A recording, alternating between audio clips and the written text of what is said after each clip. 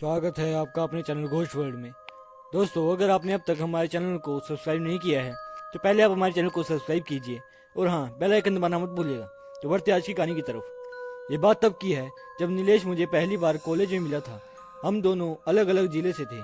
हम दोनों का ही वो पहला साल था। मैं और नीलेश एक ही क्लास में थे और धीरे धीरे मैं और नीलेश बहुत पक्के दोस्त बन गए थे। हम दोनों एक दूसरे को अपनी सारी बातें बताते थे। ऐसे ही एक दिन की बात है जब नीलेश ने मुझे पहली बार अपने डर के बारे में बताया था। मैं आपको बता दूं, नीलेश एकदम निडर लड़का था। उसे किसी बात से डर नहीं लगता था। नीलेश हॉस्टल में रहता था और मैं अपने रिश्तेदार के साथ उनके घर पर रहता था। उस दिन नीलेश बहुत ही सहमा हुआ था। मैंने उससे कहा, जो भी हुआ है मुझसे बताओ, मैं तुम्हारा दोस्त हूँ।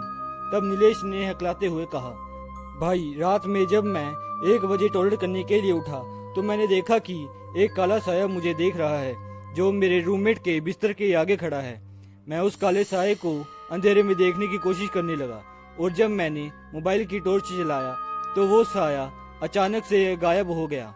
मुझे लगा ये मेरा भ्रम है और मैं सो गया। लेकिन फिर जब मैं अगली सुबह उठा तो मैं हर रोज की तरह कॉलेज के लिए तैयार हो रहा था तो मैंने अपनी बेंच पर देखा। मेरी किताबों पर काले काले धब्बे आ गए थे, लेकिन मुझे कॉलेज जाने के लिए देर हो रही थी, इसलिए मैंने उस बात पर ध्यान नहीं दिया और कॉलेज के लिए निकल गया। लेकिन उस दिन मैं पढ़ाई पर ध्यान नहीं दे पाया। फिर मैं शाम को वापस हॉस्टल आ गया, पर मैं बहुत थका हुआ महसूस कर रहा था। फिर मैंने सोचा, चलो थोड़ा नहा लेता हूँ। फिर जब मैं नहा कर अपना शरीर टॉवल से पोंछ रहा था तो मैंने देखा मेरे बाजू पर वैसे ही काले धब्बे पड़े हैं जैसे कि मैंने सुबह किताबों पर देखा था। उसके बाद मैं डॉक्टर के पास गया, ये सोचकर कि मुझे कोई एलर्जी या बीमारी हो रही है। डॉक्टर ने जब मेरे बाजू के काले धब्बे को देखा तो डॉक्टर ने कहा, कोई ऐसी बड़ी बात नहीं है, अलग जगह के पानी की वजह से है जो धीरे धीरे सही हो जाएगा। फिर मैं रिलैक्स हो गया और वापस अपने हॉस्टल आ गया। हर रोज की तरह मैं अपनी डायरी लिख रहा था। मुझे हर एक बात अपनी डायरी में लिखने की आदत है और उस समय मेरा रूममेट भी बाहर गया हुआ था। थोड़ी देर बाद डायरी लिखते समय मुझे एक आवाज सुनाई दी, जैसे कि मुझे कोई बुला रहा है। 2-3 बार आवाज आने के बाद मैंने रूम का दरवाजा खोला और देखा हर किसी का दरवाजा बंद था और गलियारे में कोई नहीं था। फिर मुझे थोड़ा थोड़ा डर लगने लगा क्योंकि पूरा फ्लोर खाली खाली लग रहा था।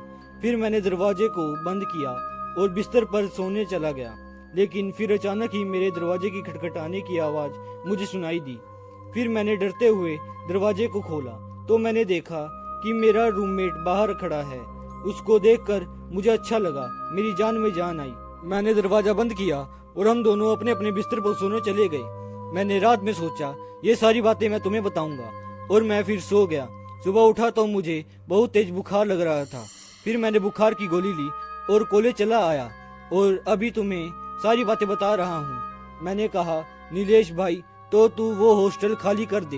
तो उसने कहा, हाँ, हॉस्टल मैं भी खाली करना चाहता हूँ, पर मैंने पूरी फीस हॉस्टल की दे दी है और मेरे पास एक्स्ट्रा पैसे भी नहीं हैं, इसलिए मुझे 2 हफ्ता और उस हॉस्टल में गुजारना पड़ेगा। फिर मैंने कहा, तो नीलेश भाई बताओ, मैं तुम्हारी मदद कैसे करूँ?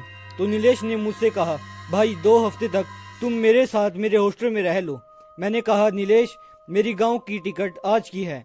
मैं तुम्हें बताना भूल गया था कि आज मुझे गांव जरूरी काम से जाना पड़ेगा। लेकिन नीलेश भाई, तुम चिंता मत करो, मैं 1 हफ्ते में वापस आ जाऊंगा। फिर मैं तुम्हारे साथ हॉस्टल में रहूंगा। नीलेश कहता है मुझसे, ठीक है भाई, तुम जल्दी आना। इसके बाद मैं नीलेश को छोड़कर अपने गाँव चला गया। मेरे गाँव जाने के बाद नीलेश के साथ क्या हो गया, जिसका पछतावा मुझे आज तक है, जानने के लिए पार्ट 2 देखना मत भूलिएगा। जय हिंद।